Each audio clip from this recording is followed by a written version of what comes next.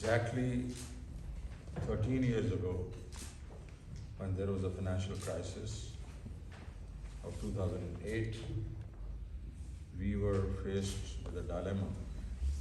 How are we going to get some dollars? Because there was a financial crisis in the world. So I was fortunately or unfortunately the finance minister then, and sat down and said that exports are not going to go up. Capital markets basically have tanked. We're not going to get foreign direct investment. So there is only one way we can get the dollars. And I'm grateful to the Pakistanis who've been sending dollars since then. So we formed what we called Pakistan Remittance Initiative. We gave the task to the State Bank of Pakistan.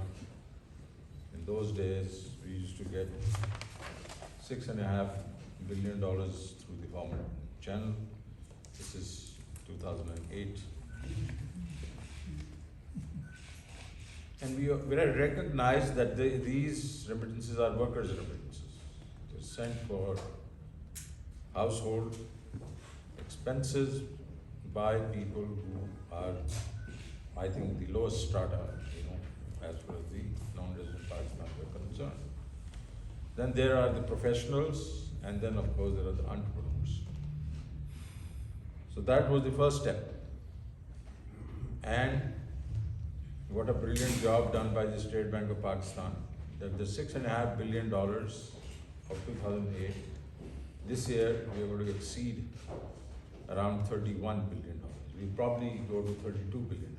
So that's a big jump. That's I think, a success few people recognize. As a matter, a few years ago, we thought with contraction in the Gulf, their economies, these remittances will go down. A lot of workers were being laid off, but they have continued to grow. And they have continued to grow recently. Last year, they grew by something like 26 to 27%. And I think that was the charisma of Imran Khan. And that is the love of the overseas Pakistanis for Imran Khan. And this year, it continues. I think the first month was 10%, now I think the second month is 15%. But what was important was that I had thought that we will move to the second level, which is to the professionals, people like you, very soon. I left in 2010 and nothing was done after. For almost 11 years, nothing was done. And full credit to Governor Bakir, Deputy Governor and the team, that they said, now we have to look after the professionals, professional Pakistanis. And they came up with this Roshan digital account, which obviously means that it's convenience, ease of doing banking with Pakistan, and obviously the menu is growing. And as the menu grows, I believe that this 32 billion of workers' remittances will be matched by this segment definitely over the next 8 to 10 years. So that means it will be a major boost for us, for our economy, for our saving rate, and for our external sector. Now let me go back to the economy of Pakistan.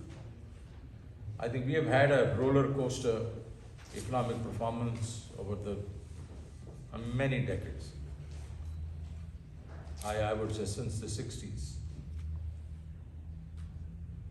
I think our performance has been marred by structural deficiencies, low saving rates. You have a very low tax to GDP ratio. Only 3 million people pay taxes. It was probably a year ago, I would say, a year and a half ago, 9% tax to GDP ratio, very low. We have a skewed balance of payment. Our exports are around 9% of a GDP, and our imports are, closer to 25%. This cannot go on. There's a structural deficiency over there. We have a large group of companies public sector companies, which lose close to 500 billion rupees every year, 1% of GDP. And they are commercial organizations. They could be making 1 or 2% of GDP. So there's a turnaround which could be around 2 to 3%. I know when I took over Habib Bank, it used to lose 10 billion rupees a year. Today it makes 35 billion rupees a year. It's a 4-time turnaround. So you can imagine the kind of resources we are wasting. We have a dysfunctional power sector. We used to be short on power supplies, then we went and overbuilt it. And now we have to make capacity payments.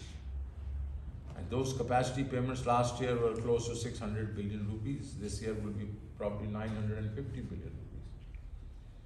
And we don't even use the electricity, but we have to make the payments because those are the commitments we have to keep. And our poverty line obviously during COVID went up. And these are those people to whom we have been making promises that we are going to look after you through the trickle-down effect in our economy. And the trickle-down has never come. So what has Prime Minister Imran Khan done about it? When he took over, he had a bad balance of payment position. The current account deficit was close to $20 billion. Growing fiscal deficit, overvalued rupee, and of course a dysfunctional power sector, as I just told you. I think what he did, he took some bold decisions. I mean, he took it to his, I would say, public perception and popularity. He took the IMF program, a harsh IMF program, as the governor just said. But they stabilized the economy. I think the governor was part of that. Stabilized the economy. Current account deficit was contained. As a matter of for a few months, there was a current account surplus. And this happened while there was COVID now. I think it was a brilliant strategy that they just, on the one side, they targeted the lockdowns. On the other side, they kept, investing in the productive sectors of the economy like agriculture, industry, exports, and housing. These are the areas which actually produce employment. And with the help of your remittances, which were record remittances last year, went up to $29 billion. We achieved, as he said, 4%, increase in our GDP. But then we said, okay, now we need to grow even faster. And we have to create more jobs.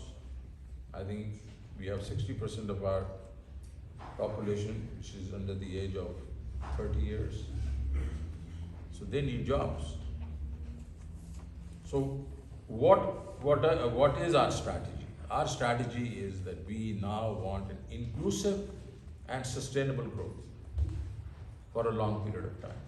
If you look around countries around us who have achieved prosperity, they've had sustainable growth for 20 years, 30 years, 40 years, whether it's China, India, Thailand, Turkey. They all have had, sustainable growth for a long period of time. We said we will only achieve if we just remove those structural deficiencies. So we have started concentrating on revenues. We said, we have to reach the target of 20% tax to GDP in the next 5 to 6 years, which means around 2% growth every year. You'll be very pleased to know that, as of now, for the first quarter, we are actually growing by around 38% over last year, around 18% better than planned, better than target. It has never happened in the history of, the Federal Bureau of Revenues, but it's happening. We said that we are going to just focus on the productive areas of our economy, who have suffered in the past because we did not pay attention. And one of them is agriculture. That's where 62% of our people live. And now, because we did not pay attention to this area, we are food deficient. We import wheat, we import sugar, palm oil, and even lentils. 70% of our lentils, they're imported. So we are going to focus on agriculture, big way. We are going to just focus on industry and exports, because unless we do not have a competitive industry, I think, no country has progress. And we were in a talk with a prominent Chinese economist, ours, myself, Prime Minister and others. And he gave an example. He said, there was a time when India concentrated on services, and he meant, IT and others, and did quite well. At that moment in time, we were concentrating on industrialization. So India created 2 million jobs and plus 5 other supporting jobs, 7 million jobs. And we created 85 million jobs. So he said there is no substitute for industrial growth. So we are now expanding our industry, making our industry competitive, and our exports also competitive. And that's where I think what you mentioned, our emphasis on technology. Our technology grew by 47%, exports last year. This year is going to grow by 75%. They came to me and said we need, because we are short on skilled, manpower. We get manpower, but we just don't have the kind of manpower we need. And they needed money. They said we need 3 billion rupees. And they were very surprised when I gave them 6. I said, my friend, now you just have no reason not to grow your exports by 100% every year. And if we do that for the next 5 years, we probably will have IT exports of $50 billion and plus. And that is going to fill the gap between the imports and exports, the imbalance, apart from the remittances. So we are really putting a lot of emphasis on that, and housing, because housing, you probably know that is only Imran Khan who really worked very hard with the courts on the foreclosure law. I've been a banker 46 years. We've been trying, and we've been trying since the early 90s to have a foreclosure law so that the banks could lend to the general public for housing. Our mortgage portfolio was 0.25% of GDP till last year. And that is 10% compared to 10% in India, around 26% Thailand, 36% Malaysia, 80% Korea. If you look at your own Fannie Mae, Freddie Mac, it's around in excess of $16 trillion. So I think what he's done is, his tenacity. I mean, you must have seen, him bowling in Sydney Test when all his sleeves were torn, but he basically kept bowling, and every day he will bowl 40 overs as a fast bowler. He took 12 wickets and he won the Test for us. So that's the kind of man he is. So we basically got the foreclosure law, and now housing is now becoming a very important element of our economic growth. We are also now looking at how to curtail these losses. So we are going to have a board within Privatization Commission of 8 to 10 professionals who have been running multinational companies all over the world, and they will going to pick up these 10 to 15 loss-making companies like PIA, like railways, the discos, and all those things, and they lose us 500 billion, and they're going to turn them around, stabilize them and sell them, because it is going to be part of Privatization Commission, so it will be very easy to sell. So we are going to really, this is not something we can do. I have told the Prime Minister and the Cabinet that government has no business doing business. So this is what we must do now. I think we are on our way. We'll continue to pay attention to your needs, your wishes, so that you kept investing in Pakistan. This is a very, very important element in our economic growth. But then we also decided that it has to be inclusive. This growth has to be inclusive because if the growth is not sustainable over 10, 15 years, the trickle-down effect does not reach the bottom income groups. So we decided we are going to have a bottom-up approach as well. And that bottom-up approach was never tried before in Pakistan. And we always relied on these commercial banks to give small loans. I've been a commercial banker for 46 years. By the way, it's not in our DNA to give small loans. We actually do not, because of our complex credit, kind of requirements. We would much rather pay some penalties to Dr. Bakr Saab, but actually avoid giving small loans. Now, what we thought was that we can wholesale the credit to those small banks we call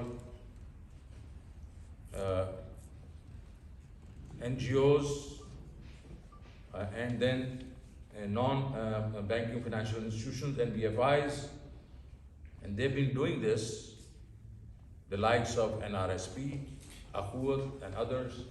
They've been giving these small loans for the last 30 to 40 years. Shoaib Sultan, Dr. Saqib Amjad, they've been doing this for a living. And guess what has been the recovery rate? 98%, 99%. Very successful because they just use the social collateral, just like Grameen Bank in Bangladesh. And these are big names. Shoaib Sultan and these guys are big names. So we said, why don't you retail the credit to these small farmers, small entrepreneurs, and these households for their housing loans? They said, you are more than welcome. So we are going to be providing them resources through these large banks. We are going to pick up, the interest, cost, and they'll get interest-free loans. And guess what? Around 3.7 to 4 million households are going to be given these loans in next 3 to 4 years, and we will make these guys stand on their own feet rather than dependent on these handouts. And as he said, it's a great kind of a program, ESAS program, where we gave people these stipends, during the COVID crisis. But people would like to earn their own, living. They want to be taught how to catch the fish. They much rather, learn that rather than getting the fish and getting lazy. So I think this is the transition, this is what we are going to do. And this is also going to be very good for the environment, because when these NGOs and NBFIs will go, they will also tell them, look after the sanitation, look after the water problem, plant some trees. So it's going to be not only social safety net, but it will be good for environment.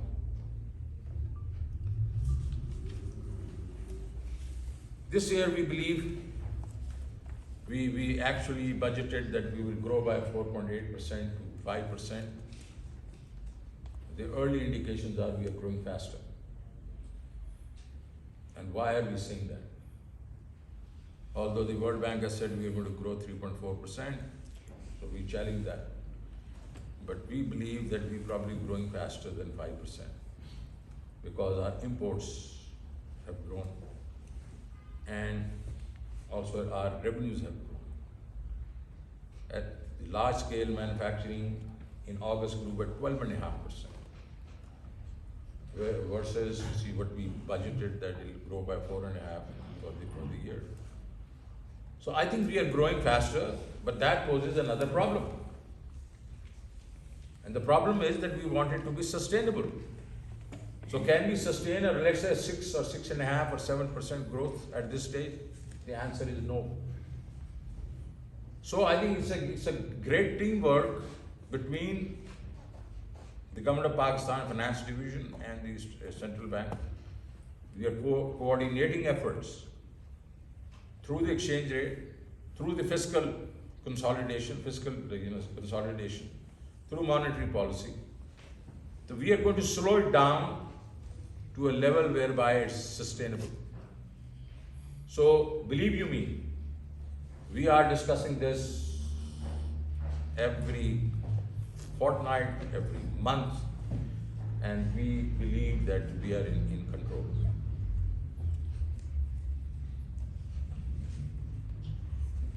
So our aim to grow is on track, but we want it to be inclusive and sustainable. And if we can achieve this over a period of time, hopefully we'll regain our economic glory of the past, when in the 60s we were the 4th largest economy in Asia. Thank you very much.